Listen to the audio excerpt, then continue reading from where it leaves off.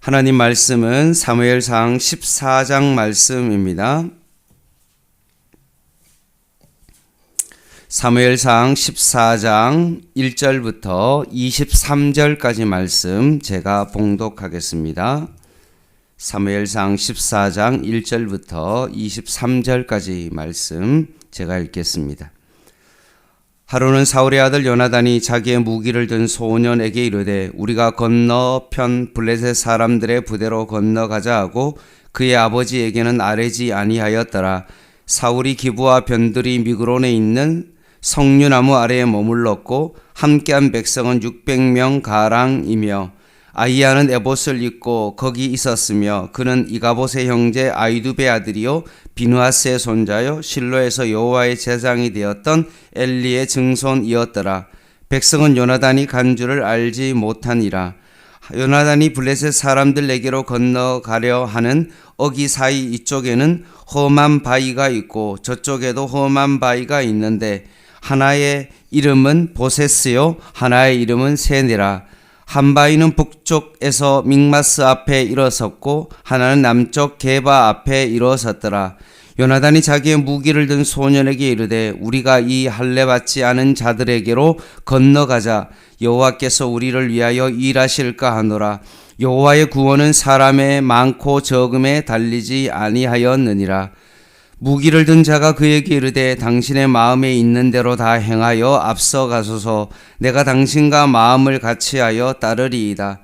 요나단이 이르되 보라 우리가 그 사람에게로 건너가서 그들에게 보이리니 그들이 만일 우리에게 이르기를 우리가 너희에게로 가기를 기다리라 하면 우리는 우리가 있는 곳에 가만히 서서 그들에게로 올라가지 말 것이요 그들이 만일 말하기를 우리에게로 올라오라 하면 우리가 올라갈 것은 여호와께서 그들을 우리 손에 넘기셨음이니 이것이 우리에게 표징이 되리라 하고 둘이 다 블레셋 사람들에게 보임에 블레셋 사람이 이르되 보라 히브리 사람이 그들이 숨었던 구멍에서 나온다 하고 그 부대 사람들이 요나단과 그의 무기를 든 자에게 이르되 우리에게로 올라오라 너희에게로 보여줄 것이 있느니라 한지라.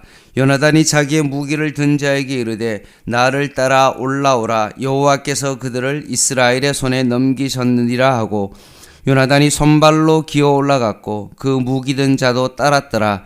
블레셋 사람들이 요나단 앞에서 엎드려짐에 무기를 든 자가 따라가며 죽였으니 요나단과 그 무기를 든 자가 반나절같이 땅 안에서 처음으로 쳐 죽인 자가 20명 가량이라.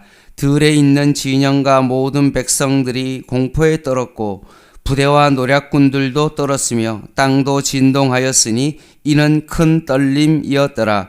베냐민 기브아에 있는 사울의 파수꾼들이 바라본즉 허다한 블레셋 사람들이 무너져 이리저리 흩어지더라. 사울이 자기와 함께한 백성에게 이르되 우리에게서 누가 나갔는지 점호하러 보라 하여 점호한즉 요나단과 그의 무기를 든 자가 없어졌더라. 사울이 아히야에게 이르되 하나님의 궤를 이리로 가져오라 하니 그때 하나님의 궤가 이스라엘 자손과 함께 있음이니라.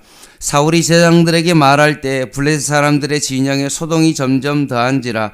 사울이 제장들에게 이르되 내 손을 거두라 하고 사울과 그와 함께한 모든 백성이 모여 전장에 가서 본즉 블레셋 사람들이 각각 칼로 자기의 동무들을 치므로 크게 혼란하였더라. 전에 블레셋 사람들과 함께하던 히브리 사람이 사방에서 블레셋 사람들과 함께 진영에 들어왔더니 그들이 돌이켜 사울과 요나단과 함께한 이스라엘 사람들과 합하였고 에브라임 산지에 숨었던 이스라엘 모든 사람도 블레셋 사람들이 도망함을 듣고 싸우러 나와서 그들을 추격하였더라. 23절 같이 읽겠습니다. 시작. 여호와께서 그날에 이스라엘을 구원하심으로 전쟁이 벳 아웬을 지나니라. 아멘.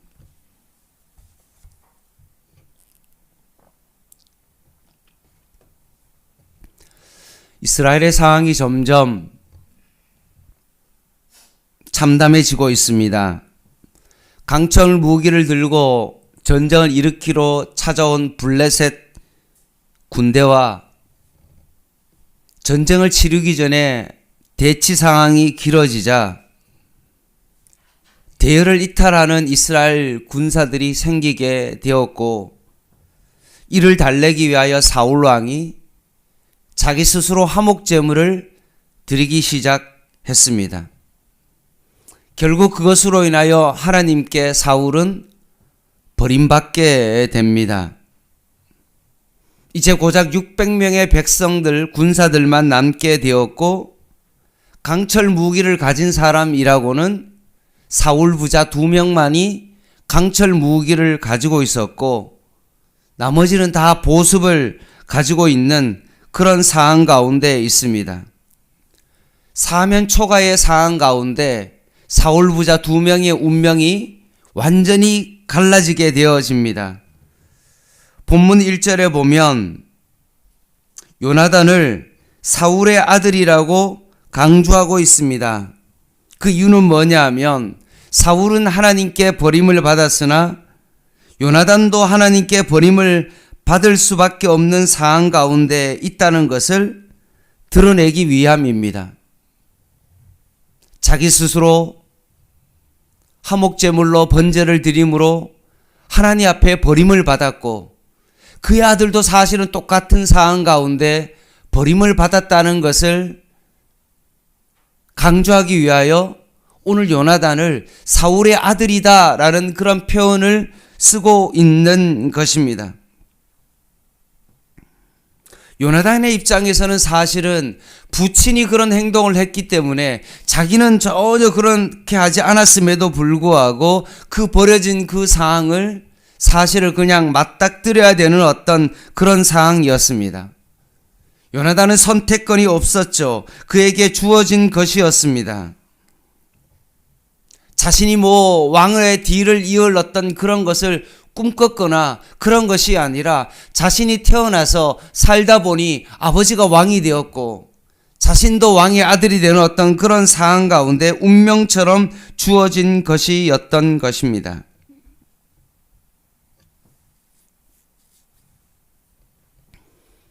이 정도만 되면 요나단은 어떠해야 됩니까?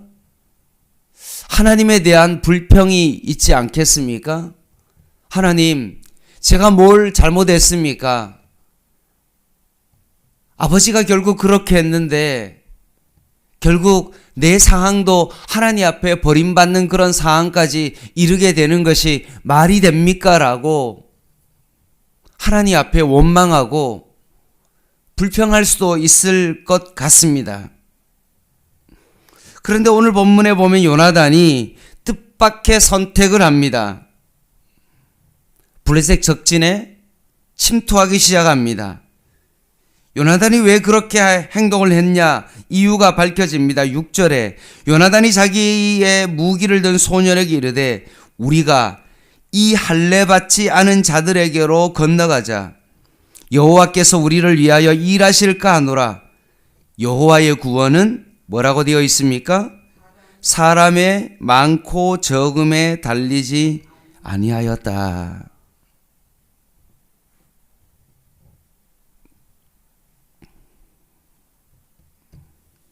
아버지가 하나님 앞에 버림받은 상황이기에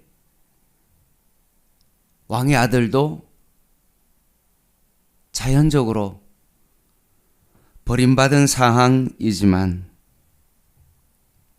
자신의 뿌리가 어떤 부모로부터 이어지는 것이 아니라 요나단의 생각은 바로 자신의 존재 자체는 하나님의 언약에 근거한 하나님의 사람이다 라고 고백하고 있는 것입니다.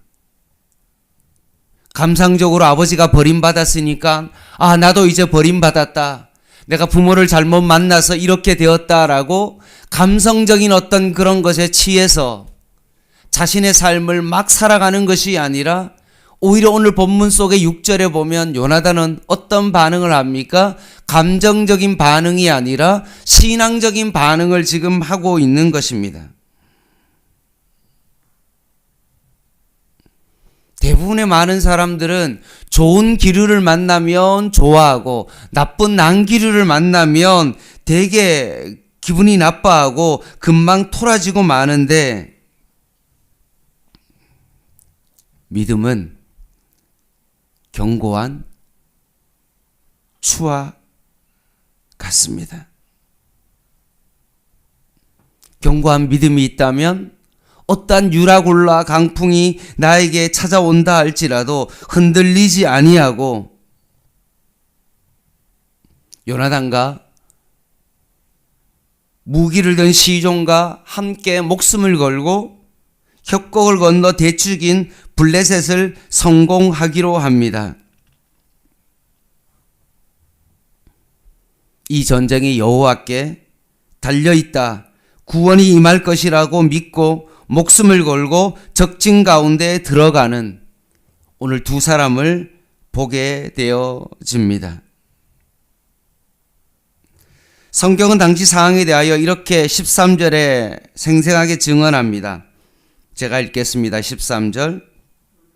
요나단이 손발로 기어 올라갔고 그 무기를 든 자도 따랐더라.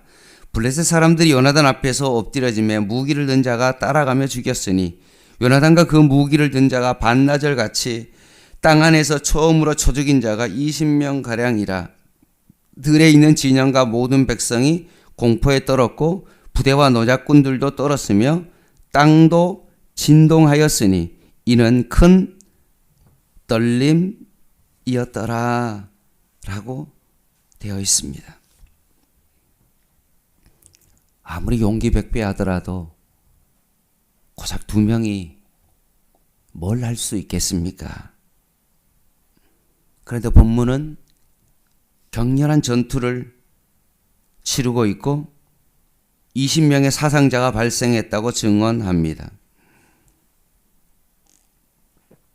두 사람이 침입했지만 모든 백성과 주변의 사람들은 공포에 떨었고 땅이 진동했다라고 했고 오늘 15절 말씀의 끝에 보면 큰 떨림이다 라고 되어 있고 위에 각주가 가로 1번으로 되어 있는데 그 가로 1번이 뭐라고 되어 있습니까? 성경 아래에 보면 이렇게 되어 있죠. 하나님이 떨리게 하심이었더라.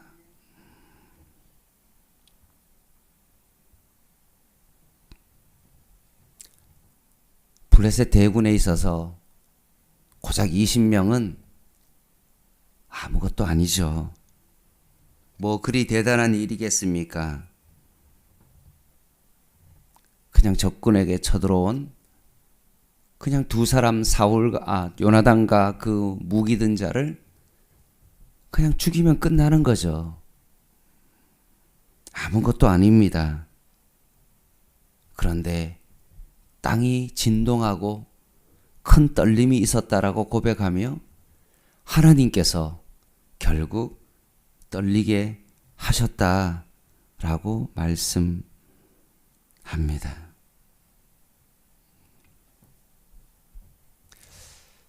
이 본문을 보면서 우리는 사무엘상을 읽으면서 똑같은 장면을 기억할 수 있습니다. 언제입니까? 블레셋과의 전쟁 가운데 법궤가 빼앗겼습니다. 법궤가 다곤 신전 앞에 두었습니다. 어떤 일이 벌어졌습니까? 다곤의 모든 신상의 목이 부러지고 손발이 나뒹굴어지는 그런 일들을 경험했습니다. 그래서 법궤를 있을 곳을 두지 못하여 이리저리 옮겨갔는데 옮겨지는 곳 장소마다 어떤 일이 벌어졌죠? 큰 진동이 일어났습니다.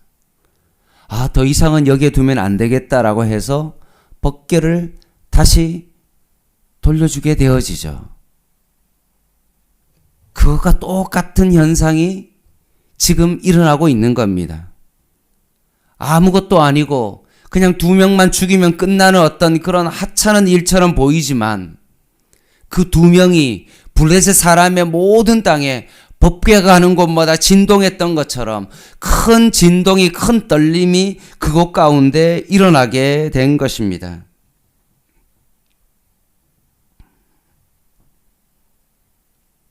우리의 운명은, 이 땅을 살아가는 우리의 인생의 운명은 결국 하나님의 손에 달려 있다는 거죠. 우리의 노력이나 우리의 힘으로 세상이 바뀌어지는 것이 아니라 하나님의 손이 함께할 때 결국 이 땅 가운데 하나님의 진동이 일어날 수밖에 없다는 말씀입니다. 그런데 그 시각 사울은 뭘 하고 있습니까? 16절입니다. 베냐민 기브아에 있는 사울의 파수꾼이 블레셋 적군을 바라보니 블레셋이 진동하고 막 이리저리 흩어지고 막 그런 일들이 일어납니다. 그것을 보고하자 그럼 누가 갔냐라고 사울이 점호를 합니다. 그랬더니 막 없어진 사람이 있는데 누구입니까? 자기 아들 요나단과 함께한 무기를 든 자가 사라진 겁니다. 그러면 18절 말씀에 어떻게 해야 되죠? 일반적으로 상식적이라면 뭘 해야 됩니까? 적군이 흔들리고 있고 자기 아들과 무기 든 자가 지금 싸우고 큰 떨림이 있고 하나님의 손이 함께하는 것을 봤다면 사울 자신도 무기를 들고 함께 나가 싸워야 되죠. 근데 지금 뭘 하고 있습니까? 사울이 아히야에게 이르되 하나님의 계를 이리로 가져오라 하니 그때 하나님의 계가 이스라엘 자손과 함께 있음이니라 라고 말하고 있습니다.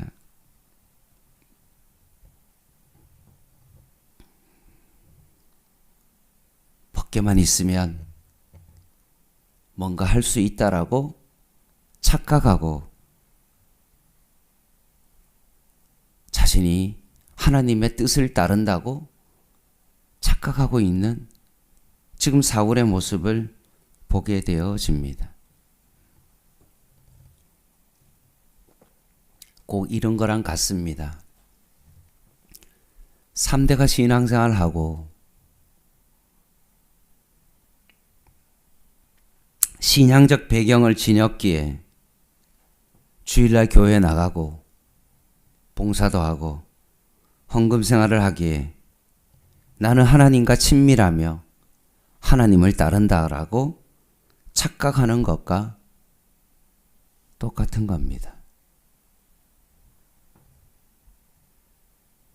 주님의 눈에 사울은 어떠합니까? 전혀 하나님과 무관합니다. 자신의 아들은 하나님의 언약에 근거하여 자신의 뿌리가 언약에 있다라는 그 사실을 알고 블레셋 사람들과 전쟁을 하고 있는데 사울은 지금 신앙의 껍데기만 붙들고 자신이 하나님의 뜻을 따른다고 착각하고 있는 사울의 모습을 보게 됩니다. 요나단은 적지에서 하나님을 위해 싸우고 있는데 사울은 헛다리만 짚고 있는 것입니다. 어떤 일이 벌어졌습니까? 블레셋 적진에 놀라운 일이 일어납니다. 두 사람을 통하여서 하나님의 손이 함께함으로 하나님께서 큰 떨림이 있게 하자 적군이 흔들리기 시작합니다. 그런데 각지에 흩어졌던 그 이스라엘 백성들이, 군사들이, 그리고 포로들이, 그곳에 포로로 잡혀있던 자들이 합세하여 결국 블레셋을 그 땅에서 몰아내기 시작합니다. 결과가 이렇습니다. 21절. 전에 블레셋 사람들과 함께하던 이브리 사람이 사방에서 블레셋 사람들과 함께 진영에 들어왔더니 그들이 돌이켜 사울과 요나단과 함께한 이스라엘 사람들과 합하였고 에브라임 산지에 숨었던 이스라엘 모든 사람도 블레셋 사람이 도망함을 듣고 싸우러 나와서 그들을 추격하였더라. 여호와께서 그날에 이스라엘을 구원하심으로 전쟁이 벳아원을 지나니라.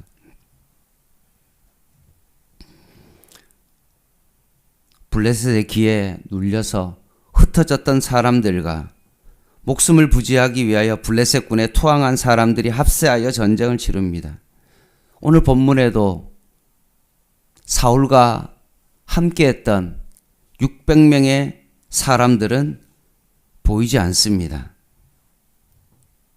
사울은 자신의 일신을 안위를 위해서 자신의 권력을 유지하기 위하여 한 발짝 떨어져서 벗게라는 종교적 면배를 붙들고 착각 속에 살아갑니다. 이게 오늘 본문에 나오는 사울의 모습입니다. 말씀을 마무리하겠습니다. 우리가 사울과 요나단의 모습을 알게 되어지죠. 두 사람의 결과는 어떠합니까?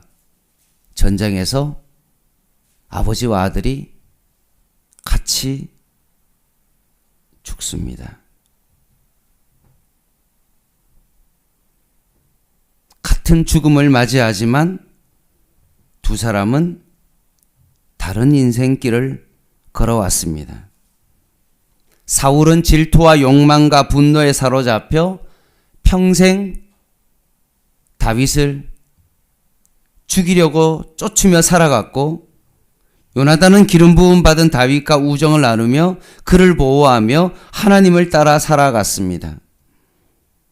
죽음은 같았지만 그들이 걸어온 길은 전혀 달랐습니다. 하나님께서 이것을 다르게 평가하십니다. 사랑하는 성도 여러분, 우리는 다 똑같이 죽습니다.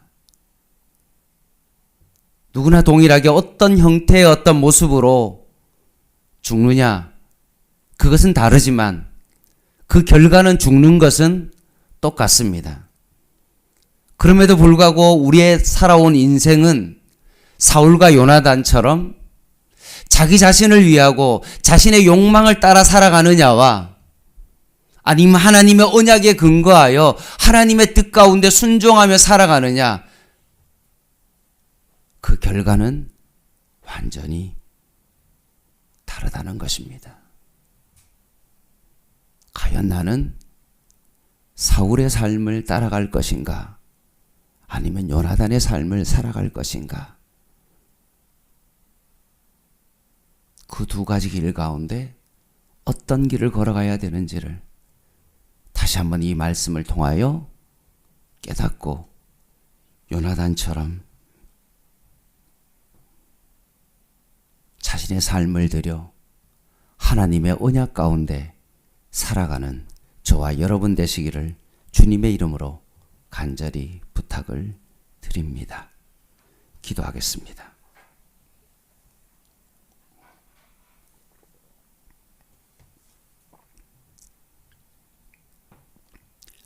하나님,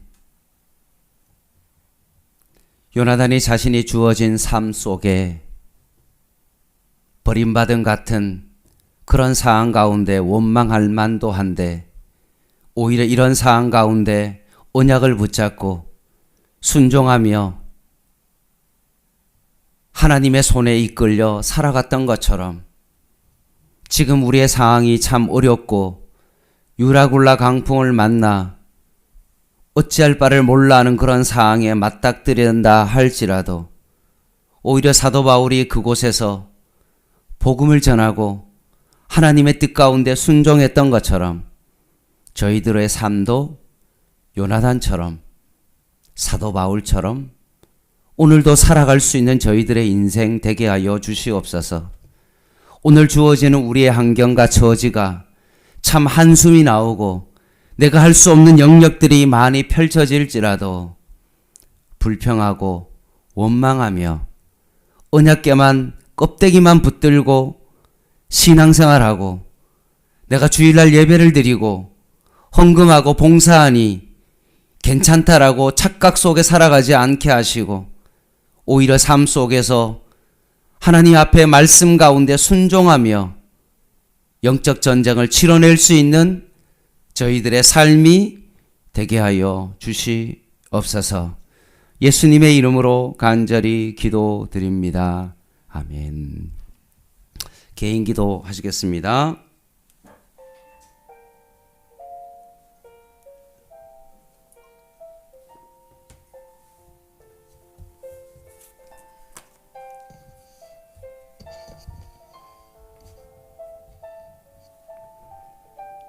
하나님,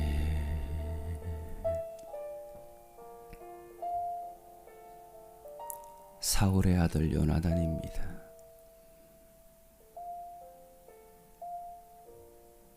껍데기만 붙들고 살아가는 그의 아들 요나단이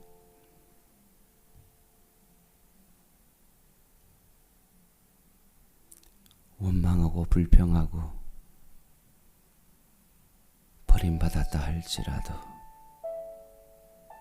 하나님의 언약을 붙들었던 것처럼 저희의 삶이 하나님의 언약을 붙들고 살아가는 저희들 되게 하여 주시옵소서. 이 시대의 조국교회가 하나님으로부터 버림받고 촛대가 옮겨져 가는 그런 상황 가운데 있다 할지라도 약속 가운데 믿음으로 살아가게 하여 주시옵소서.